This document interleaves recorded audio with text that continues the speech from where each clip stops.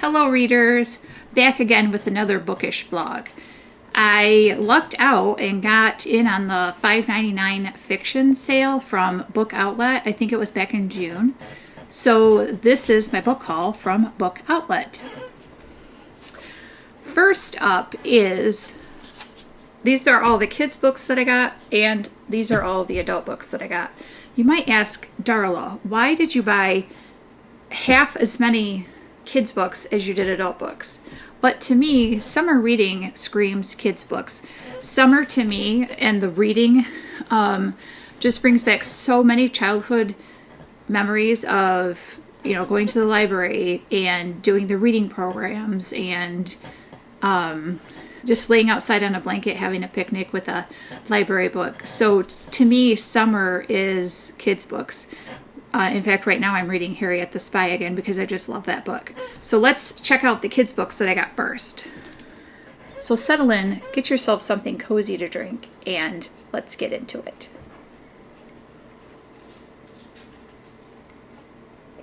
In my case, it's something cool. It's very hot here in Michigan. We've been having 90-degree weather, and to me, I don't like summer weather. I mean, I shouldn't say I don't like summer weather. I don't like weather above like 70, low 70s, so anything above that is hot. It's projected, I guess, in the 90s tomorrow, so that's like yuck to me. I stay inside.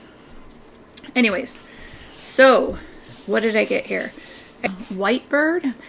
I heard about this, and I see that it's a movie. It's by R.J. Palacio. Sorry if I said that wrong. Palacio. It's a story about a friendship during the Holocaust. It's also a graphic novel. They had both, but I chose to get the book. It says Sarah Blum lives an idyllic life with her adoring parents in Vichy, France, but her world comes crashing down when the Nazi occupation separates the family and forces the young Jewish girl into hiding. Her classmate, Julian, and his family will risk everything to ensure her survival, and together Sarah and Julian manage to find beauty in a secret world of their creation. It was first published as a graphic novel, and now it's a major motion picture. Okay, so this is also by the author that wrote Wonder, and it was written, it looks like, in 2022, so it's not too old. So I thought this looked really good, and this might be like a good middle grade high school read. You know how I love my Who Were books, or Who Was. I got Who Was Jane Austen just because I've been reading some of her classics, and I thought it might be interesting to see, you know, an overview of her life, and just to get like a timeline. And these books were not $4.99. I think they were like $1.50. But I got that. And I classified this into the kids' books because I'm not sure if it is a kids' book necessarily. I think it's more like a YA/adult. But it's Once Upon a Wardrobe, and it has to do with like where did Narnia come from. So if you're a big Narnia fan, you might like this. Meg's Devonshire is brilliant with numbers and equations on a scholarship at Oxford and dreams of solving the greatest mysteries of physics. She prefers the dependability of facts, except for one. The younger brother she loves with all her heart doesn't have long to live. When George becomes captivated by a brand new book called The Lion, the Witch, and the Wardrobe and begs her to find out where Narnia came from, there's no way she can refuse. Despite her timidity about approaching the famous author, Meg soon finds herself taking tea with Oxford Don and his own brother, imploring them for answers. What she receives instead are more stories of Jack Lewis's life, which she takes home to George. Why won't Mr. Lewis just tell her plainly what George wants to know? The answer will reveal to Meg's many truths that science and math cannot, and the gift she thought she was giving to her brother, the story behind Narnia, turns out to be his gift to her instead, hope. So I've heard really good reviews about this book. I mean, it could be a little sad because, of course, there's someone that is dying. But anybody who loves Narnia, I think, you know, this would be worth the read. I also stumbled upon a couple of Dave Eggers books. I've seen this one before, and it looked really good. And I know it got a John Newbery medal, so I thought I wanted to try this one out. There's pictures in here, and I thought that they were just beautiful. Like color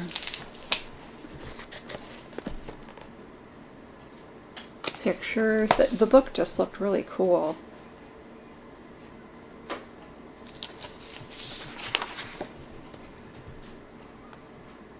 And I had several dogs that looked similar to this. Anyways, the story is Johannes is a free dog, a fast dog, such a dog. He lives in an urban park by the sea, and every day he runs through the park, seeing all, missing nothing, and reporting what he sees through the park's 3 ancient bison, the keepers of equilibrium. But the equilibrium has been disrupted. Mysterious rectangles are hypnotizing Johannes. The humans are erecting a mysterious new building, and an entirely new kind of animal has just arrived in the park. And there are hundreds of them. Johannes must run faster, see better, and ultimately do more than run and see. He must liberate those he loves. So I'm not exactly sure what this is about, but like I said, the art and the cover really drew me in. It's gotten lots of really cool reviews. A lyrical, soulful book of wit and passion. The Eyes of the Impossible is a timeless story for readers of all ages. So that is The Eyes of and the Impossible by Dave Eggers. I got another one from Eggers. I'm a big cover buyer. Plus, if I've heard about the author, and I've heard a lot about Dave Eggers and a lot of good things. So anyways, the cover looks just so cool. And this says, when Gran Flower Petal, and his family moved to Carousel, he has no idea that the town is built atop a mystery. Little does he suspect that strange forces lurk more inches below his feet, tearing up the earth like mini hurricanes and causing the town to slowly but surely sink. Then one day, Gran sees his classmate, the difficult-to-impress Catalina Catalan, press a silver handle into a hillside and open a door to underground. He knows that she is extraordinary and brave, and she will have no choice but to follow wherever she leads. With luck on their side and some discarded hockey sticks for good measure, Gran and Catalina might find a way to lift their town and the known world out of danger.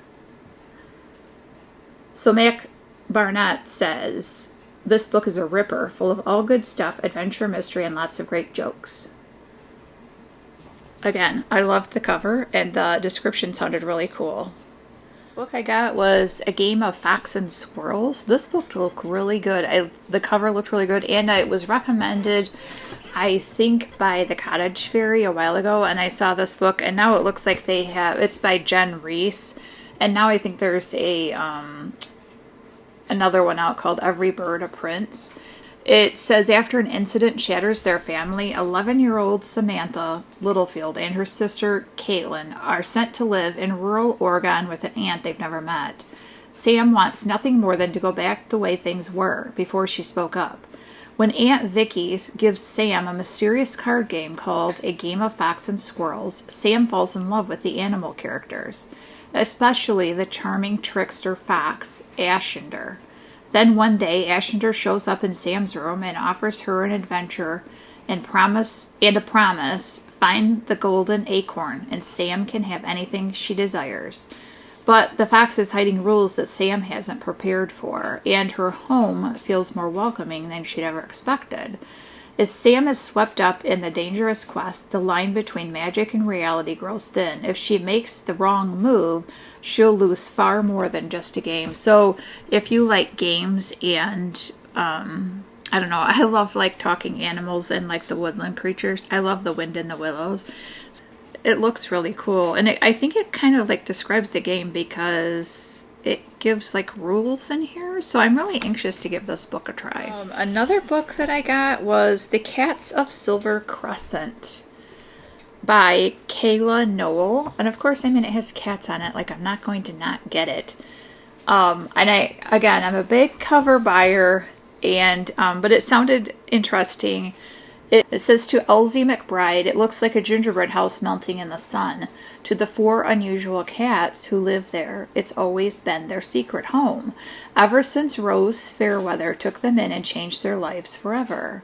But now Rose is gone and the cats are in trouble. Real trouble. The kind that only magic can fix. Magic and maybe Elsby. So this looks really good. I just love the pictures on the front with the cats dressed up. And then like the back. Again, I'm a big cover buyer. I love art, especially like the kids' books, as you can tell. So again, I'm going to give this a try and I'll let you know how it goes. And then I've seen this book reviewed on Jenna's Reading, and I think it's like a historical fiction. It was written in, I think 2017, so it's a newer book. It's by Emma Carroll. She has some other historical fiction books too. It says, this is all Olive can remember on the night of her sister Suki went missing. With London unsafe, Olive and her brother evacuated to Devonshire coast to stay with a mysterious lighthouse keeper. There, Olive must solve a mystery of her own, a strange coded note which seems to link Suki to Devon and to something dark and impossibly dangerous. It takes place in February of 1941 when there's a bomb blast, and it's linked to something like the bomb blast, a chance encounter, and her mother's coat. And it says we weren't supposed to be going to the pictures that night. So that's meaning, I'm assuming, a movie. And not when the German bombs had been falling like pennies from a jar. So this is good. I mean, if you have younger kids and, you know, they like historical fiction, I think these are great to like tie that together so that they can understand, you know, what it was like to live back then. So anyways, this looks really good. I love the art on the front, of course. So I've heard a lot about Emily Henry's books, and since I ordered these, in the meantime, I found The People We Meet on Vacation. I found that at a book sale for $1, and I read that, and I really liked it, and I've heard so many good things about her books. So I did find The Happy Place on there for, I think it was $4.99 or $5.99, so I got that. So I'm excited about trying this. This looks like a good summary kind of read when I'm not reading my kids' books. So I'll give this a try this year, hopefully. And this is about Harriet and Wynne. And they've been the perfect couple since they met in college. They go together like salt and pepper, honey and tea, lobster and rolls. Except now, for reasons they're not discussing, they don't.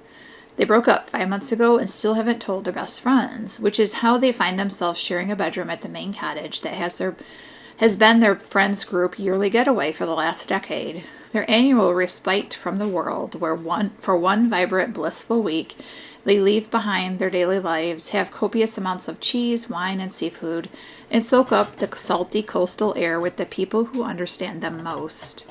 Only this year, Harriet and Wynne are lying through their teeth while trying not to notice how desperately they still want each other, because the cottage is for sale, and this is the last week they'll all have it together in this place. They can't stand to break their friends' hearts, and so they'll play their parts.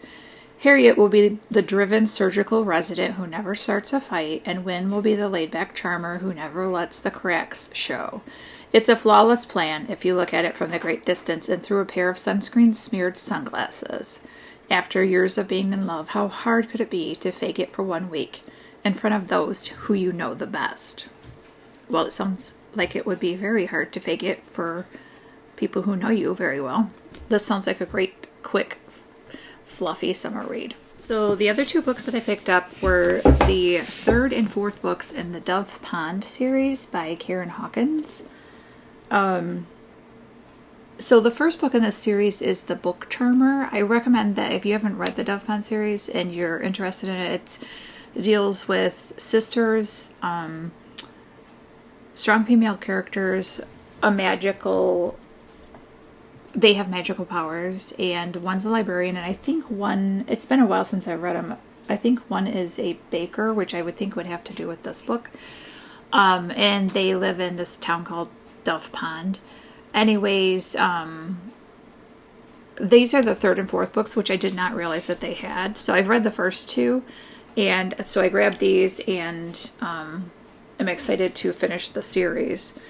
This looks like it might be like telling about their ancestors because it looks older, so I'm excited to see what that's all about. As it says, when an antique tin of love letters is found, historian Tay Dove returns to her hometown to investigate. Reeling from a romantic betrayal, Tay hopes to distract herself by writing a biography about her famous great-great-grandmother, Serafina Dove, who became a star reporter in the late 1890s. Tay believes the letters could be the key to understanding why Serafina left Dove Pond so abruptly, but the missives only add to Tay's questions, especially when they reveal a forbidden love affair with William Day, a notorious train robber. Some answers might be found in 82-year-old Rose Day's bookshop and town archive, but Rose is curiously reluctant to give Tay access. Just when Tay thinks she's reached a dead end, she finds an unlikely ally in Rose's grandson Luke, a fellow puzzle lover. Together they set out to uncover what happened and find a love story that could be more precious than gold. So that's the last one in the series. And then The Secret Recipe of Ella Dove. Ella Dove is an acclaimed baker whose desserts spark cherished memories in those who taste them. A restless soul, Ella goes wherever the wind takes her, but this time she's coming home to Dove Pond. Years ago, her mentor, Angela Stewart Harrington, falsely accused Ella of stealing her beloved family recipe book. Now, driven by a haunting dream, Ella believes it's time for them to reconcile. Angela has her own share of amends to make. Her daughter Jules has never forgiven her for divorcing her father, and they've been estranged ever since. But just as they begin to fix their tattered relationship, a miscommunication turns into a lie which could destroy everything. Meanwhile, Jules' son, Gray, is shocked to learn that Ella, his first love and his first heartbreak, has returned to Dove Pond. Even though he knows Ella will soon leave, he's unable to stop himself from falling for her again, and he's hoping that she'll finally give him and their town a serious chance. So it says, for fans of Alice Hoffman and Sarah Addison Allen, The Secret Recipe of Ella Dove is a delicious entry into the Dove Pond series that will warm your heart and charm your senses. So I love Alice Hoffman and I love Sarah Addison Allen. So that's actually a good comparison because that is exactly what the Dove Pond series is like, and that's probably why I like this so much. So if you're interested in the Dove Pond series, don't read these. Start with the Book Charmer. That's the first book in the series. At Book Outlet was How to Find Love in a Bookshop by Veronica Henry. I knew nothing about this book. Again, I liked the cover, and it just sounded really good. It says the enchanting story of a bookshop. It's devoted new owner and faithful readers in the extraordinary power of books to heal the heart. And it just said a love letter to books and the shops that sell them. So I just thought, you know what? It looks like a good, fluffy little read that doesn't necessarily need to be read during the summer necessarily. This could be read any time of year because I can't have too many books to read during the summer. I wouldn't get them all read. But it looked good and it wasn't that expensive, so I thought, why not? I always love reading travel books, like where people go to different countries, like maybe Europe or whatever, or when they, especially when they move there. It's my secret dream to like move over to Europe and stay there. I don't know if I could actually do it. I don't know if I'm brave enough or if I would actually like it, but I love reading about people that do it. So this was My 4 Seasons in France, A Year of the Good Life. It looked super good. It says, after buying a dilapidated old house in northern France on a whim, Janine Marsh and her husband Mark quickly fell in love with the small village and its quirky inhabitants, gave up their city jobs in London, and fully embraced the good life in the rural Seven Valleys. 10 years on and still renovating their dream home, they have discovered that life in French countryside is never dull. When a freezing February threatens the lives of some of the four-legged animals, a dramatic hailstorm in July destroys cars and houses, leading to a particularly raucous harvest time party in September as the village gets back on its feet. My 4 Seasons in France is a year in the life of this close-knit rural community as 2 eternally ambitious expats embrace a new way of living and stumble across the hidden gems of this very special part of the world. I think that's why I always think it's interesting, people that do move to different parts of the world. What did it say here? They embrace a new way of living, and I think that that's why it appeals to me, is because I think it's so interesting how different parts of the world live, and just to see like how they do things, like, you know, might be better than the way I'm doing it, and can I incorporate that into my life? And, you know, I don't know, I just find it really interesting. And I also bought Good Dirt by Charmaine Wilkerson. I've heard so many good things about this. I wanted to get black cake too, but it wasn't available by the time I ordered it. I had it in my cart and then it was out of stock. Good dirt is when 10-year-old Abby Freeman heard the gunshot, time stopped, and when she saw her brother Baz on the floor, surrounded by shattered pieces of treasured heirloom, her life felt shattered as well. The crime was never solved. Ever since the Freemans, one of the only black families in a well-to-do enclave in New England, have dreaded becoming the center of another media frenzy. But now, overgrown, Abby's high-profile romance falls apart. That's exactly what happens. Abby flees to France, only for her past to follow. As she processes the shock, she begins to think about the other loss her family suffered that day. The stoneware jar that has been in their family for generations, brought north by an enslaved ancestor, soon Abby realizes that the handcrafted piece held more than just her family's history. It might also be the key to claiming a new future. Wilkerson traces the reverberations of a crime, the fracturing of a family, and the myriad of choices we face when we try to ease the wounds of the past and grapple with the fragments of a fraught inheritance. With its weaving of voices and deft movement through time and place, Good Dirt showcases Wilkerson's signature style and mastery of her craft, confirming her place as one of the most exciting novelists of her time. So excited to read this. It's called The Lost Story by Meg Schaefer. As you can see by the cover, it's a tree with a door. It is supposed to be for fans of Narnia. And where did I read where it said, a love letter to reading and the power that childhood stories have over us long after we've been grown up? Oh, here it is. It says, inspired by C.S. Lewis's The Chronicles of Narnia, this wild and wondrous novel is a fairy tale for grown-ups who still knock on the back of wardrobes, just in case. From the author of The Wishing Game. As boys, best friends Jeremy Cox and Rafe Howell went missing in a vast West Virginia state forest, only to mysteriously reappear 6 months later with no explanation for where they'd gone or how they'd survived. 15 years after the miraculous homecoming, Rafe is a reclusive artist who still bears scars inside and out, but has no memory of what happened during those months. Meanwhile, Jeremy has become a famed missing persons investigator. With his uncanny abilities, he is the one person who can help vet tech Emily Wendell find her sister, who has vanished in the very same forest as Rafe and Jeremy. Jeremy alone knows the fantastical truth that the rest of the world was searching for them. The two missing boys were in a magical realm filled with the impossible beauty and terrible danger. He believes it is there that they will find Emily's sister, but for his own inscrutable reasons, Jeremy has kept Rafe in the dark since their return. However, the time for burying secret comes to an end as the quest for Emily's sister begins. The former Lost Boys must confront their shared past, no matter how traumatic the memories. When I was looking at the Dave Eggers page and I ordered the kids' books by him, I also noticed that he had some adult books, and I know this is a little bit older. I think it's like 2014 or something, 10 years ago or more. So I'm interested in reading this and seeing what has actually happened and what visionary things he said in here and what has come to happen. But it says, when May Holland is hired to work for The Circle, the world's most powerful internet company, she feels she's been given the opportunity of a lifetime. Even as a life beyond the campus grows distant, even as strange encounter with a colleague leaves her shaken, even as her role at The Circle becomes increasingly public, what begins as the captivating story of one woman's ambition and idealism soon becomes a heart-racing novel of suspense, raising questions about memory, history, privacy, democracy, and the limits of human knowledge. So anyways, I thought that looked pretty good. And then I was at the book sale, and I happened to find the sequel to it, The Every. This was like $1, so I thought I'd pick this up. Hopefully I like that one, and I'll give this one a try. And that is it for my book haul from Book Outlet. But that's enough. But you know what? I think I spent only like $80 or $90 on all those books because they were so cheap. So I was super happy about that. Thanks for watching and have a good week. Happy reading.